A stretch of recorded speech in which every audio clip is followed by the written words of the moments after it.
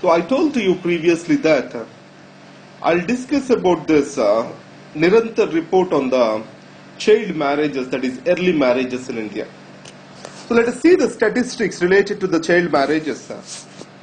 So more than 74% of the women, they marry in India less than 20 years, which is lowest in the world. And among this, 58% of the women, they marry before 18 years of age. But only 12% of the women, they marry before 15 years of age. It means that the extreme child marriages or extreme early marriages, they are coming down in India. But however, less than 20 years, that is relatively early marriages when compared to the global average, it is still highest in India. Now in this context, let us see what are the reasons for the early marriages. The first one is economic insecurity and anxiety for the future. What does that mean? Wherever the poverty is high and wherever the insecurities are high, there the chances of early marriages are also high. Now I'll give you an example, psychological explanation for this. Every person, every society aims to create security for himself, for his dependents, and for the community as a whole. Now in India, the marriage is seen as a security against poverty, against sexual violence on a child.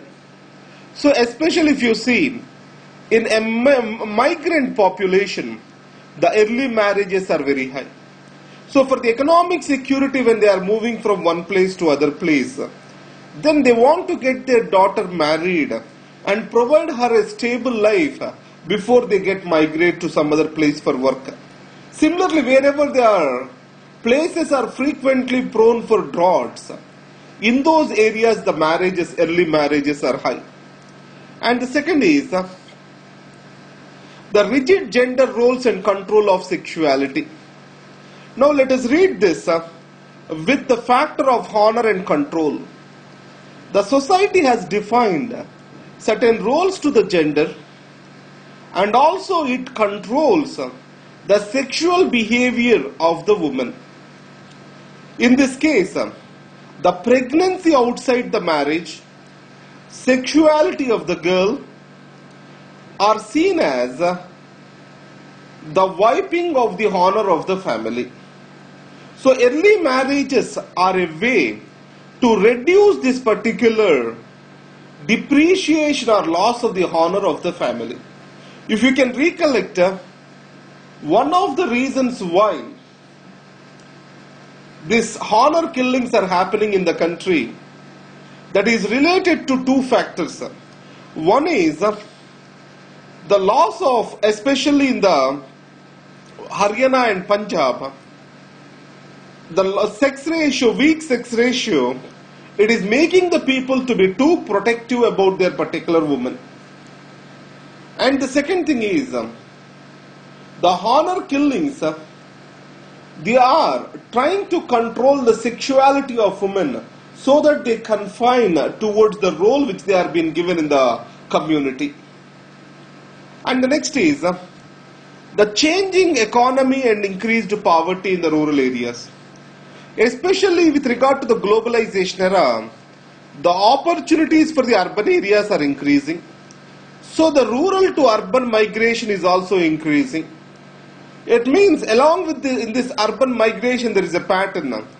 The male head of the family has a greater chances to migrate alone compared to the entire family because of the higher costs in the urban areas. So, as father is been traditionally or notionally felt as a security to the family, as father is away from the family, so what is done is, before he leaves for work, then he tries to get his child married. And the second is, the opportunities for the women, especially rural women who employed as agricultural laborers previously, they are also coming down. So in this case, the woman is more seen as a burden on the family and they want to get her married. And next is labor. Now in the poor families, so a woman is a major factor who takes care of the older members.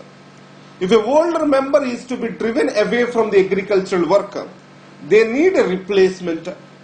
So that's why the marriage brings in new workforce into the family, so that the older people can be replaced with the younger people at work, and they can be provided with some rest. And the trafficking of the women. In wherever the states where the sex ratio is low, there is a peculiar situation. In Punjab and Haryana, women from UP and Bihar, they are being illegally trafficked, or they are being brought forcibly to get married over here, and they are married at relatively early age. And second thing is the dangers of criminal violence against the woman, the rape, etc., and lack of proper safety and security.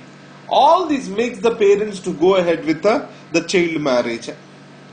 And added to that, the internet and technology are providing for new opportunities for the women to explore the different opinions about the sexuality and their rights in sexuality.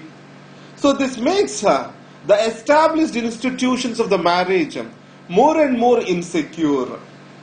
So more the insecurity is increasing in the society with rigid gender roles, obviously it is going to lead to early marriages. So now let's revise. What are the root causes? The growing economic insecurity and anxiety, and rigid gender roles and control of sexuality, honor and control, trafficking of women, especially where the sex ratio is worse, and next is the labor factor in the early marriages, and changing economy and decreasing opportunities for women. Now let us see the impact of these early marriages. Now there is a vicious cycle which is formed among the women. Early marriage, and there is a pressure of fertility on this woman, because there is a sense of masculinity which is associated with the fertility of the woman. So the family pressures her to conceive early and bring in the children.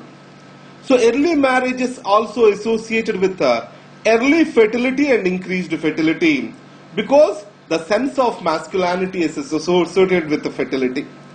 And this fertility increases the so-called as vulnerability for various diseases for women. If you talk about anemia,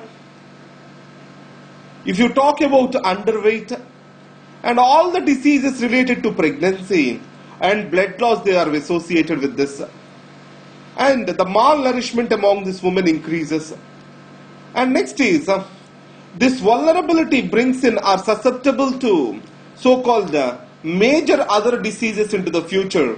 The malnourishment, and it will affect her fertility, and this vicious cycle is going to continue further. And the next thing is, we have education and jobs over here. Now early marriage is always associated with the dropouts from the school. And do you know what is the most common reason for the dropouts of the school, for the girl child from the schools? That is the menarche, onset of the menstrual cycle. And onset of the menstrual cycle is seen as a signal for marriage for a girl. So the dropouts are going to increase for the girl child. So once the dropouts are increased, now with regard to the male child, let us see, is responsibilities of family rearing also increases, and it leads to the dropouts of the male child. So these dropouts of the female and male child, it pushes them towards unskilled and semi-skilled work. Unskilled and semi-skilled work. And the next is the choices about their fertility, family planning, etc. are decreasing. The family planning options are very limited to this young couple. And next is the rights such as sexual rights for this woman are also limited. So the marital sex or forcible marital sex is a common rule and common happening among these male brides. So there is something called education and jobs. The education and jobs, more they are pushed towards unskilled work. Sexuality and family planning, their rights are violated. The maternal and child health, most of them are going to be depreciated or lost because of these early marriages. Now, approaches to fight this child marriage. There are two approaches. One is the rights-based approach, or making the community and the women to feel what their rights are. And second is community-centric approach, where the community has to be educated about the role of the woman and gender, the role that has to be played by the gender, and rigid gender roles have to be changed, and which is already happening in most of the urban India. And after that, the empowerment approach of the woman, where the choices are increased to the woman and woman is made to independently make their decisions about their marriage and sexuality. So it means, how can we bring in empowerment? We can bring in this through improving the opportunities. Especially the economic opportunities shall be improved outside their home and village. And next is the safety of the woman. So especially the public spaces have to be made more safe, and the government hostels, etc., these can be improved for them. And one more thing is, these women who are the victims of the trafficking, and they are being made alternative livable opportunities, if they are improved, then it will have impact on the so-called as institution of the marriage. Now the institution of marriage itself is highly unequal in India. How this is unequal? One, if you see age, the male has to be elder to female. And the second is education. The male always prefers a woman who is less educated than him. And the third thing is the male, the female, after getting married, she has to move to the male family. So all these things, they make the male side dominant with regard to the marriage. So in this case, now once the marriage has happened, so the woman role is being defined by the family of the so-called male partner. So in these circumstances, the critical examination of the value system of the institution of marriage, and then a community dialogue which has to be context oriented, culture oriented, which can bring in a clear understanding to the people, that becomes very much important over here. And next is the protection against violence, providing for the safe public spaces for the adolescents. Because if you see these honor killings, these are all depriving of the women of her choices. So that the society has to make these public spaces, and also the women who made the choices, they are given a protection. So the public spaces have to be safe. And next is the law and governance have to be just and strong for these people who make their choices. And next, after this, critically, the anti-trafficking vigilance committees. And next is empowerment of the woman and negotiating opportunities for the women where they can be made to talk about their rights. All these things can make a difference. So let me revise it. So approaches to fight are, one is raising the livelihood opportunities, and next is improving the education about sexuality, marriage and alternatives, and changing the attitudes about masculinity. And next is critically examining the inequalities in the institution of marriage through community dialogue, and providing for a strong law and governance systems that can support or prevent the violence against the people who take their choices on marriage. And finally, building the anti-trafficking vigilance communities in poor states and poor villages, etc. All these things can help in fighting the child marriages. This is what is the Nirantar committee has talked about. And anything if comes across, I'll try to add this too. Thank you very much.